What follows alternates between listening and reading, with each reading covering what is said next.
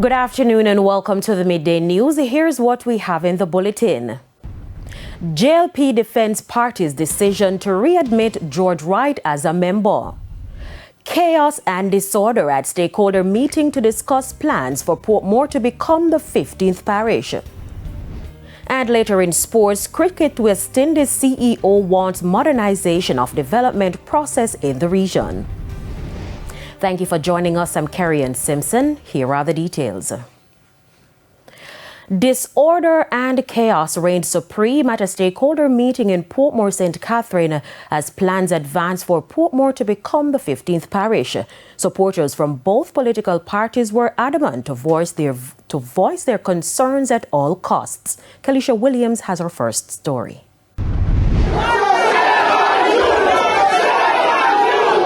The moment the meeting descended into chaos. What was supposed to be an open discussion about Portmore becoming the 15th parish turned into a shouting match between JLP and PNP supporters. In fact, it appears there were plans to launch a protest at the meeting as many people quickly pulled out placards.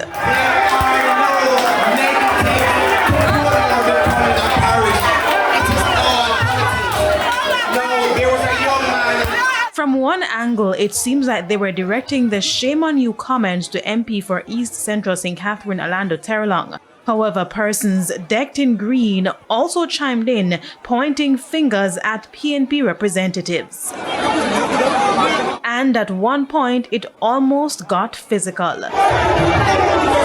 There's not a single event that caused the meeting to get boisterous, but it was clear that many people have been on edge since the question and answer segments began. I am very concerned about. Do not stop me from talking. No. Look at me. Look at me. Hello, look at me. Hello. We come out to informal markets. It's the jurisdiction of the municipal council. This is what you want people to say? Hello? No. Once you're in this room, once you're in the room. Hello? No. In the end, many people were disappointed that disorder reigned supreme at the meeting with little control. The meeting actually is a disaster because first of all, the moderator did not, to me, he was extremely weak. Kalisha Williams, TVJ News. The government has revealed that the new Musgrave Market, which was destroyed by fire in 2023, will be equipped with fire safety features. Local government minister Desmond McKenzie says the design has been completed, but vendors are calling for the process to be fast-tracked. It's almost 2 years since the Musgrave Market was destroyed by fire, and though temporary measures have been put in place, vendors say things have not been the same. Because those little sheds that they make cannot hold a foot and vegetable stock because there's no way to display our things. So I don't approve of what is going on around there. Following a tour of the Musgrave Market in West Portland recently, local government minister Desmond McKenzie sought to assure vendors that their calls have not fallen on deaf ears. Minister McKenzie says the technical teams have conducted extensive assessments and the designs have been completed. I've just given instruction that the designs that have been completed must now be put out to tender now. They must proceed now because we have a design, and the design that is there is one that I approve of because that is going to be the first market that will be constructed, that it will be equipped with fire safety features. So it will be built with sprinklers and everything. So I am ready for them now to proceed now to the next phase. Vendors welcomed the news, but with no timeline for when construction on the market will begin, some had reservations. I think with this gesture at the market and a rebuild and a design, I think that would put some more thing in the people and make them feel more enthusiastic about the prospect for the future. Meanwhile, Minister McKenzie is insisting that special attention is being given to fire safety and prevention. I know it has taken long, but one of the things we must appreciate and understand that when you're going to rebuild a market of that nature, you can't just rush. And it is the same challenge we are having with the Highgate Market, where the design has to meet a requirement that will try and eliminate as best as possible the reasons why we have to be spending money to renovate it. And that is because of illegal connections. Anthony Lugg, TVJ News. Information Minister Dr. Dana Morris Dixon has doubled down on the Jamaica Labour Party's decision to readmit George Wright as a member of the party. Speaking at today's post-cabinet press briefing, Dr. Dixon said she believes in redemption and second chances. She also stressed that while domestic violence is a serious matter, attempts are being made to politicize the issue. Redemption is important. And in our country, we've always been that kind of a country that believed that there are second chances. And when we talk about domestic violence, it's really a very complex matter because invariably you have issues in relation to what persons would have experienced growing up, what they would have seen in their communities, what may seem normal to them. On Tuesday, the People's National Party's Women's Movement held a press conference blasting the JLP for readmitting Wright. They also called for the party to explain what kind of mitigative measures were held with him. Wright was caught in the middle of controversy in 2021 after a man was seen in a video beating a woman with a stool. Discuss these matters with other women who have experienced this kind of violence. It is something we have to address, but it's not one that you address solely from the standpoint of the woman.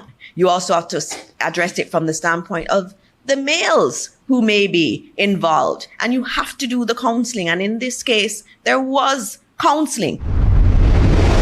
Director of Tourism Donovan Wright is reassuring industry stakeholders that artificial intelligence AI is not a threat to jobs in the tourism sector. Mr. Wright says instead AI is designed to make tasks easier and more efficient for tourism professionals. Shimela Pullen reports.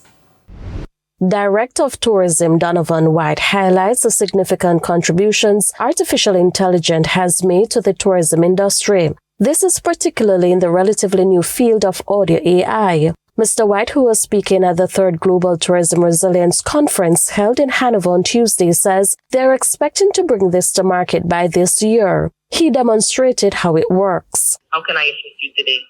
Hi, Cynthia. I'm thinking of a 5-day vacation to Montego Bay, Jamaica. Can you give me any recommendations of where to stay for accommodation? Oh, that sounds lovely.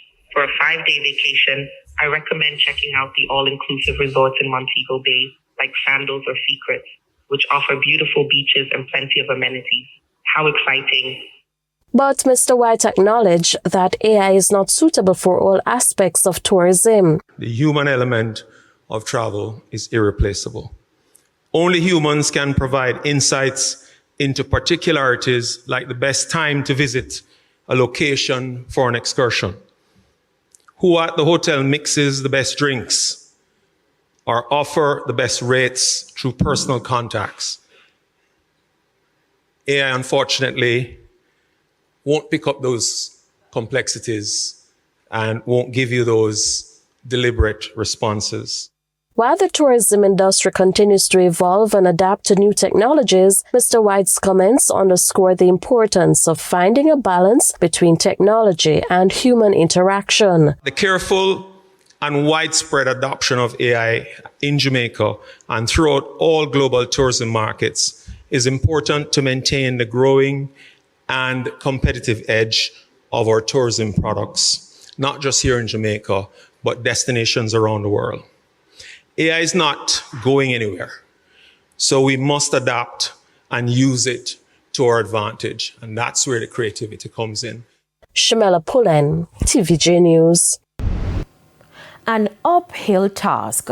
That's how President of the University of Technology Jamaica Administrative Staff Association, UTASA, Janet Grayson has described the association's efforts to get word from the Ministry of Finance and the Ministry of Education to explain the non-implementation of new salaries and retroactive payments under the government compensation review. She says she has written to the government as well as the university management since 2022. Government compensation review and the equity and all of that it provides, and how it is intended to work, the fairness and the transparency and the simpleness and attracting skills. However, if as a university we are unable to attract persons because our salaries are not paid, our government compensation review has been outstanding for such a long time, then it would have defeated the whole purpose that they are trying to achieve. Ms. Grayson says while she is hopeful for a favorable outcome following a meeting this morning with University President Kevin Brown, the association stands ready to take industrial action. It is the only argument, it is the only message that our government tends to understand. The dialogue, the communication, the tripartite communication seems not to work with them. The trust has eroded. We no longer have that confidence that they have our interests at heart. And so after the meeting today, Dr. Brown has promised to keep us updated and to update us on what is happening there. And if it is that we do not hear what we think will benefit our members, the message that will benefit our members, then we'll definitely take industrial action. It's time for a break. Stay with us, more local stories when we return.